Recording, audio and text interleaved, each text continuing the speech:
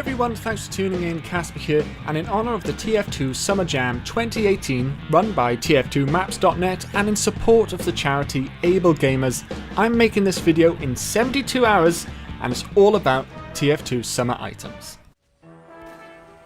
Now, I'm sure you're all familiar with TF2's major updates that often drop in the summer months. However, today we're talking about specifically summer-themed updates and items, and some very cool cross-promotions with the Steam Summer Sale that enabled the unlocking of the items in Team Fortress 2. So why don't we start at the beginning with TF2's very first summer content update, the Summer Camp Sale 2011. This update added 11 new cosmetics and 2 new reskinned weapons, Nessie's 9-iron and the Postal Pummeler. Now, the interesting thing about these specific reskins is that they were the first ever non-promotional reskins. In other words, they weren't part of a game promotion like the Big Kill or the Pokenite items, and they weren't part of an event like the Golden Wrench was. These 2 reskins were the first to enter the weapon drop system like any other normal weapon would. There was also some pretty unique qualities for some of the cosmetics that released in this update. The summer hat, the flip-flops, and the lucky number 42 were only available on the Manco in-game store for real-life money, and they were only available on the store for the duration of the sale. As a result, these 3 items are now extremely rare, and there's only 100 or so of each in existence, according to backback.tf. But that's not all, because this update also had the summer shades, and they had a very cool and unique way to unlock them.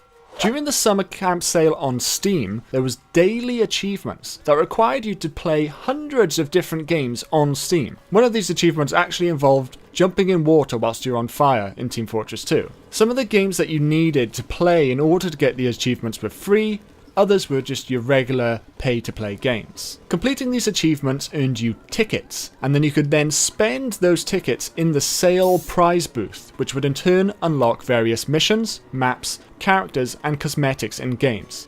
Now, one of these prizes in the prize booth was of course the Summer Shades in Team Fortress 2.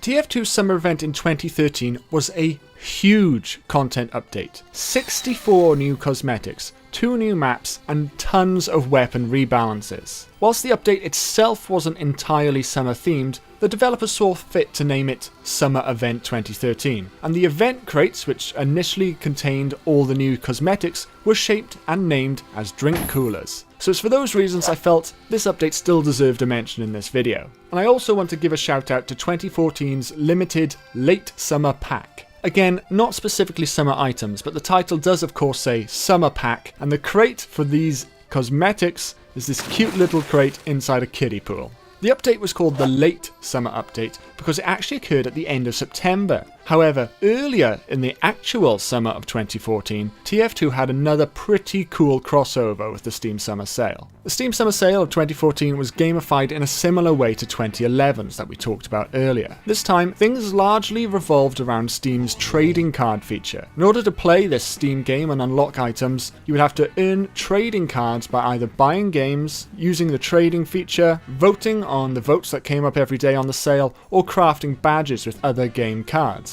When you collected a full set of the Steam Summer Sale cards, you could craft a badge like you can with any set of cards on Steam. However, when you did it with this specific set, you would get an item drop from one of the tied-in promotional games. Which item that dropped was completely random. It didn't actually depend on a specific game that you chose or a specific game that you even owned. And on top of that, all these items had different rarities. Some of them were much more common than others. And of course, Team Fortress 2's item, the Towering Pillar of Summer Shades, was amongst the rarest. Now, this isn't to be confused with the regular Summer Shades from 2011. This time there was 4 pairs of glasses, all in one classic wacky TF2 style. As I said, this was one of the rarest that could drop during this period, and according to the Steam store page on the last day of the sale, there was 180,000 Scuba Steve drops from the game BattleBox Theatre, but only 424 drops of the Towering Pillar of Summer Shades for Team Fortress 2. This definitely qualified these shades, along with the 3 Manco store items from 2011, as rare as far as Team Fortress 2 items going. And I would definitely say it's something to be impressed by if you ever see someone wearing any of these items in-game.